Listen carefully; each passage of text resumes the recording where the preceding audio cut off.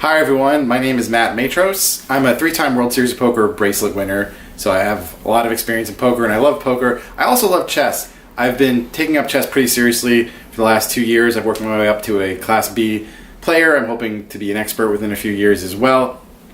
And for this game that I've designed, which I call Challenge Chess, I really wanted to bring in some of the elements of poker that are missing in chess. So that's incomplete information, bluffing and value betting, assessing risk and reward, and trying to maximize the resources you have at your disposal to their best possible advantage. And so that's what I was kind of thinking about when I designed this game, and let me show you how it works.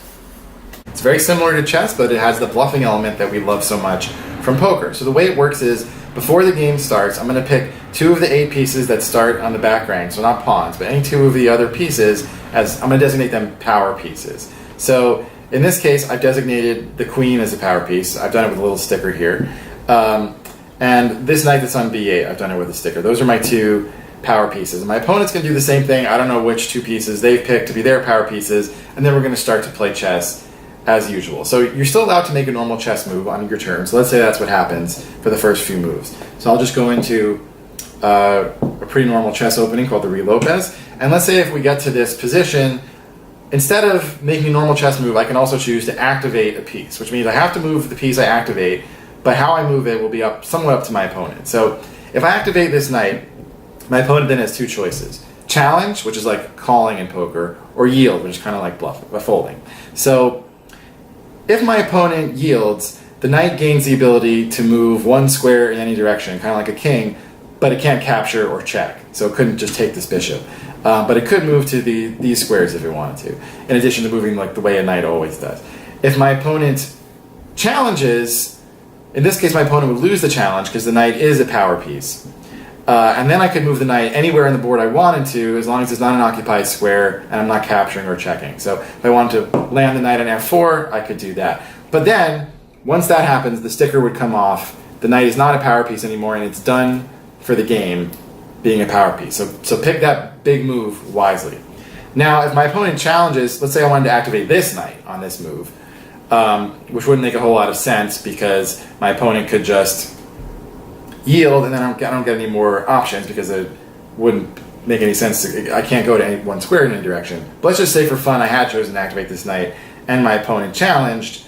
They would see that it was not a power piece, and so I would lose my turn. That's the penalty for activating a piece that's not a power piece. If your opponent challenges, you lose your turn. So you have to weigh the risk of losing a turn with the reward of potentially, if you have a moving of the new moves you would gain from the various outcomes. So if you activate a queen or a king, they can already move 1 square in any direction. So if you activate a queen and your opponent yields, you gain the ability to move as a knight. So if I activated the queen and my opponent yielded, I can make this move here, queen to e6. Similar to a king, I'm not sure why you'd want to do it, but you can move the king to f6 if you activated your king and your opponent yielded. And again, if you activated the king and your opponent challenged, you would lose, and you'd lose your turn. Finally, you cannot activate a piece if you're in check. Very similar to regular chess, you're not allowed to essentially checkmate yourself. So if you're in check, you have to get out of it through a normal chess move. Okay, let's look at some examples. Okay, so here we've been playing challenge chess. We've arrived at this position. It's black to move, and black has chosen to activate this bishop, which means he has to move the bishop one way or another. White decided to yield, which means the bishop can move 1 square in any direction, or it can move as usual. Now, without having it activated, really the only sensible move for this bishop would have been to retreat to the b6 square.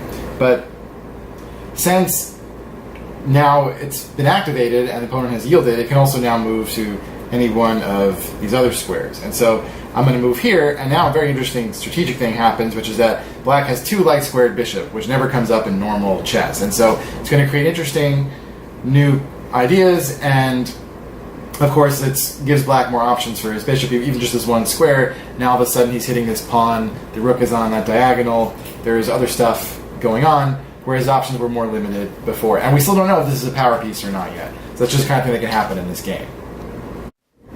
So after black played this move, bishop to a6, which was a result of a power piece activated and yield, we don't know if this is a power piece or not, an activation and yield, white responded by activating this knight on f3, black challenged, and lo and behold, this white knight was a power piece.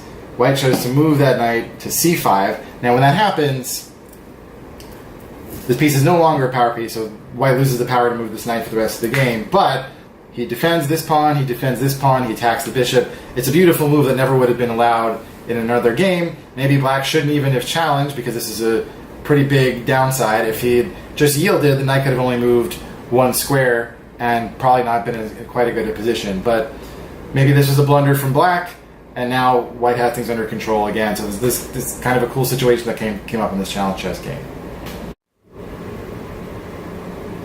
So in this position, white activated the bishop on c1 and black chose to challenge. Turned out it was a power piece, so now white is out of power pieces for the rest of the game. I'm removing the sticker, and white chose to move to e2, which is an interesting little spot because the rook is now pinned or going to lose this light squared bishop here. So it became kind of an interesting little chess position. So the game continued this way with rook takes knight, and then white captured black bishop, and we continue to play chess. Some kind of cool moves happening. If we reach this position with black to move, then black's actually in a very strong spot, even though he only has a knight for a rook with a pawn each here in the endgame. That's because if black can still activate this knight. So if black still has one of his power pieces left, he can try to activate this knight, and white would never yield here, because that allows the knight to move one square in any direction, which would fork black's king and rook, and black would easily win in the endgame. So if we got to this point and black activated this knight, white would have to challenge and hope that it's not a power piece and that black would lose his turn. And in this case, he'd be right, and so the game would continue. So similarly here, if it's black to move and we've reached this position, normally with white's rook on a light square, it had nothing to fear from black's dark square bishop because it just can never be captured there. However, if black can activate this bishop, then he can move one square this way, skewering this king and rook, and then winning the game for black. And that's the game. I think if you play it seriously or play it a long time with your friends, you'll find a lot of interesting strategy and tactical situations that could come up, and you'll find yourself employing different ideas, using different pieces as your power pieces, timing your power pieces' activations at different points of the game, and there'll be a lot of different wrinkles, and I think there's a lot to be learned about this game that I've only just started playing myself. So I look forward to seeing other people play it and seeing what they think. Thanks for watching.